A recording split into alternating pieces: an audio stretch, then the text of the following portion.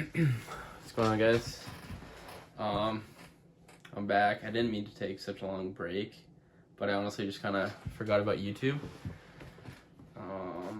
But I have completed that house that you did see me working on in the first video, which is the last video. And that is here. I'll show you a little 3D.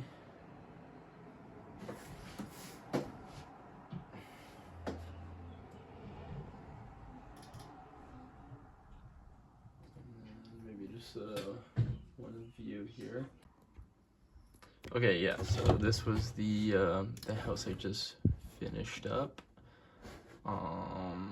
Different views and everything here. This is the side shot. And then there's the site plan over here, which I already have pulled up. I literally just, learned how to create a new sheet and everything, and then just kind of plug everything in. It's actually pretty easy. So, yeah, ground floor presentation. What do we got here? Dimensions. Okay, this looks a little crazy. Maybe what is it? Ground floor dimension. Maybe I'll just hide these in view. So that looks a little cleaner there. But yeah, learned a little bit of truss design. I forget what these are called here. Oh no, I can't even go to it. And yeah, so if you can see me. Okay, yeah, so that's basically like for anybody that's like doesn't want to go to school to like learn Revit or like architectural design or anything. Like, I wouldn't necessarily say you have to go to school. Like, yeah, it might help you, but with the formal education and maybe some credentials, but at the end of the day, like, credentials are pretty empty in any endeavor you try to go for, unless it's like a doctor or something. Just like I'm in school for business, but like a business degree doesn't really mean anything. Like, it's more about experience and stuff like that. So this summer I'm working for a large developer here in the area, and we're building a large neighborhood, and I'm just a general laborer, but I've just been looking at, floor plans, dimensions, the odd time I help out with some back framing or something like that, right? But mostly just like grunt work and, start at the bottom. But it's definitely good to just be on site and around the trades and everything, and just be, in that atmosphere, to get some skin in the game and everything like that. But yeah, so I've started another project here. Let me move the camera. I've started another project. Let me just exit out of these. So this is would be my first ever. Oh crap.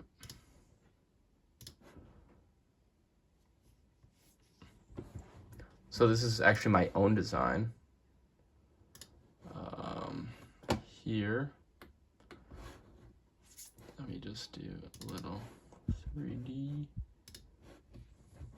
It's kind of like a modular cabin. So these two, I would call them sleeping like pods or sleeping areas. So here's the master bedroom, and then this would be the secondary bedroom here. I don't know why the doors aren't rendering there. Not sure, but yeah, I was just kind of messing around with some components here, just trying to figure some stuff out. I was able to actually find this full kitchen on the internet and just kind of paste that in there. It actually looks pretty cool. So yeah, that's where I'm at right now. I've taken what I learned in the previous tutorial and just kind of implemented it into my own design. So the way I kind of went about this design was I actually drew it out on paper. So And this is my drawing. It's not very, nothing crazy.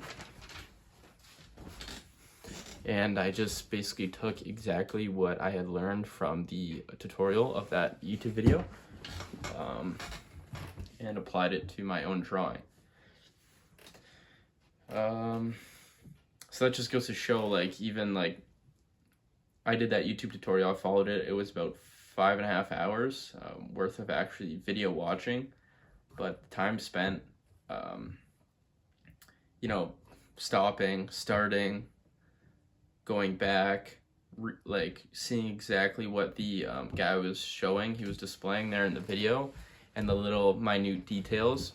It probably ended up taking about 10 hours worth of my time, but in the end, I was able to build that house literally exactly how he built it in the video.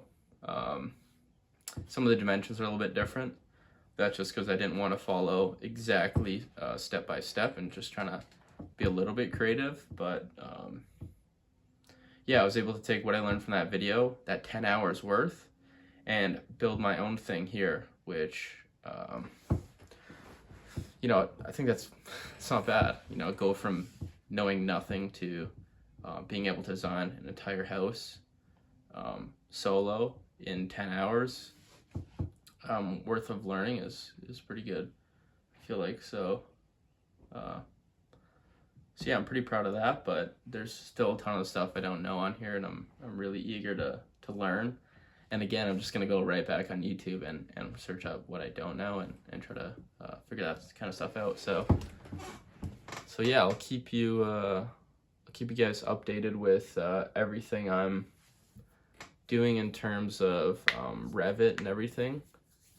But I recently talked to actually today I talked to a major designer up in Muskoka, and I just asked him about my what's called building code identification number. He recommended that I do that. So I just reached out and asked him, okay, well, like, which BCIN exams qualifications should I be doing? And he let me know there's 3 of them, so I'll be preparing for those and then to write the exam.